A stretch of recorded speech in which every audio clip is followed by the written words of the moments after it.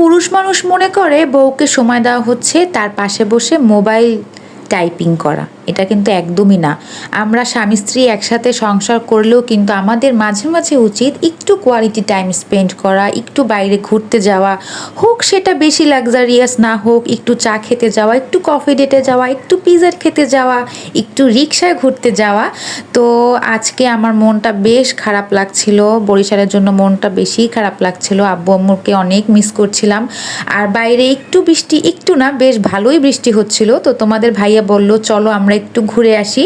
বাসার কাছেই আমাদের একটা অনেক ভালো পিজার দোকান আছে, তো আমাকে বললো চলো তোমাকে পিজা খেতে নিয়ে যাই।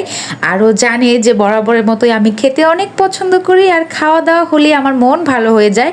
এটা কিন্তু আমাদের বাসা থেকে একদম ওয়াকিং ডিস্টেন্সে, তারপরও সে আমাকে রিক্সায় নিয়ে গেল বিকজ রাস্তার অবস্থা খুব বাজে ছিল। আমি তোমাদের দেখাচ্ছি, দেখো মানে বৃষ্টিতে কাদা, একদম বাজে অবস্থা রাস্তায়। তো আমরা রিক্সায় নিয়ে নিলাম এবং রিক্সায় আমরা 2 মিনিটের মধ্যেই দোকানটায় চলেও এলাম এবং আমার বেশ ভালো লাগছিল, কারণ বৃষ্টির কারণে দোকানে একদমই ক্রাউড ছিল না, একদম ক্রাউড ছিল না বলতে ভুল হবে, বাট এই দোকানটায় বেশ ভালোই ক্রাউড থাকে। তো আমরা রেগুলার যে পিজাটা খাই, চিকেন পিজা, ওটাই অর্ডার দিয়ে দিলাম, একদম বেসিক পিজা। আসলে মনটা একটু খারাপ লাগছিল, তাও আসলে আমাদের কিন্তু এরকম উচিত একটু ঘুরতে যাওয়া, একটু সময় কাটানো প্রিয় মানুষের সাথে, একটু বাইরে ঘুরতে যাওয়া, একটু কফি ডেটে যাওয়া। তো এখানে আমি ভিডিওস করে নিচ্ছিলাম আর আমাদের পিজার জন্য ওয়েট করছিলাম। তো আমাদের দুজনকে দেখতে তোমাদের কেমন লাগে প্লিজ মাশাল্লাহ বলতে ভুলবে না। আমি নজরে অনেক ভয় পাই, আর আমি চাই না আমাদের ভালোবাসার মানুষগুলো নজর লাগুক। মাশাল্লাহ মাশাল্লাহ। তো পিজা আসতে আসতে আমরা এই গেমটা খেলছিলাম, আর বরাবরের মতোই আমি সব সময় হেরে যাই তোমাদের ভাইয়ের সাথে।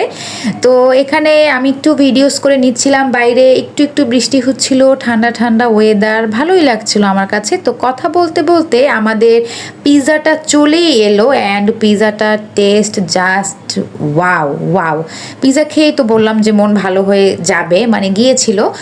তো এখানে আমি পিজার একটু ভিডিও করে দেখছিলাম, এটা কিন্তু একদম বেসিক পিজা।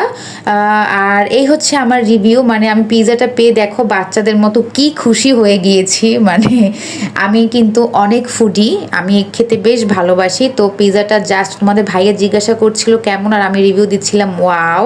তো এখানে আমি সুন্দর করে মেয়োনিজ দিয়ে দিয়ে খাচ্ছিলাম, আর পিজার ক্রাস্টটা এত মানে সফট ছিল, খেতে এত মজা লাগছিল। তো পিজার সাথে আমরা সফট ড্রিঙ্ক হিসেবে মোজো নিয়েছিলাম। তো এই তো আমাদের শর্ট একটা ঘোরাঘুরির ব্লগ একদম বাসার কাছেই। তো খাওয়া দাওয়া শেষে আমি দোকান থেকে বেরিয়ে গেলাম, আর বরাবরের মতো আমরা রিক্সায় আসবো, বাট যেহেতু আমাদের বাসার একদম কাছেই, তো তোমাদের ভাইয়া বললো একটু ঘুরে যাই, রিক্সায় ঘোরা হবে আর আমাদের একটু সময় কাটানো হবে।